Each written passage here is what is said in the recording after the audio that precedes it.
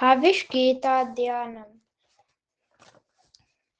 ॐ पार्थाय प्रतिबोधितां भगवता नारायणेन स्वयं व्यासेन ग्रथितां पुराणमुनिना मध्ये महाभारतम् अद्वैतामृतवर्षिणीं भगवतीम् अष्टादशाध्यायिनीम् अम्ब त्वामनुसन्दधामि भगवद्गीते भवद्वेषिणीम्।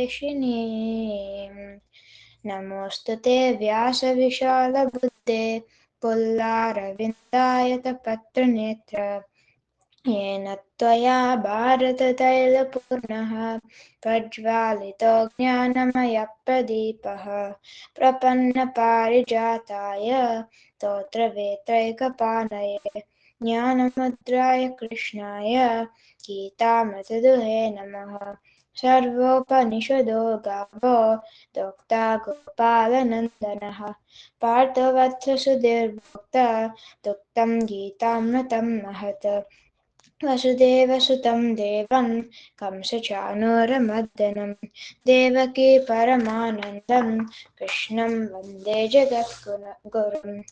भीष्मद्रोणतटा जयद्रथजला गान्धारनीलोत्पला शल्यग्राहवती कृपेण वहिनी कर्णेन वेलाकुला अश्वत्थामविकर्णघोरमकरा दुर्योधनावर्तिनी सोऽतीर्णा खलु पाण्डवैरनदी कैवत्यखः केशवः। ताराशर्यवचः सरोजममलं गीतार्थगन्धोत्कटं नानाख्यानककेसरं हरिकथा सम्बोधनाबोधितम्। लोके सज्जनसत्पदैरहरः पेपीयमानं मुदा भूयाद्भारतपङ्कजं कलिमला प्रध्वंसिनः श्रेयसे। मूकं करोति वाचालं पङ्गुं लङ्घयते गिरिं यत्कृपातमहं वन्दे परमानन्दमाधवम्। यं ब्रह्मा वरुणेन्द्ररुद्रमरुतः स्तुन्वन्ति दिव्यैस्तवैः एतैः साङ्गपदक्रमोपनिषदैः गायन्ति यं सामगाः।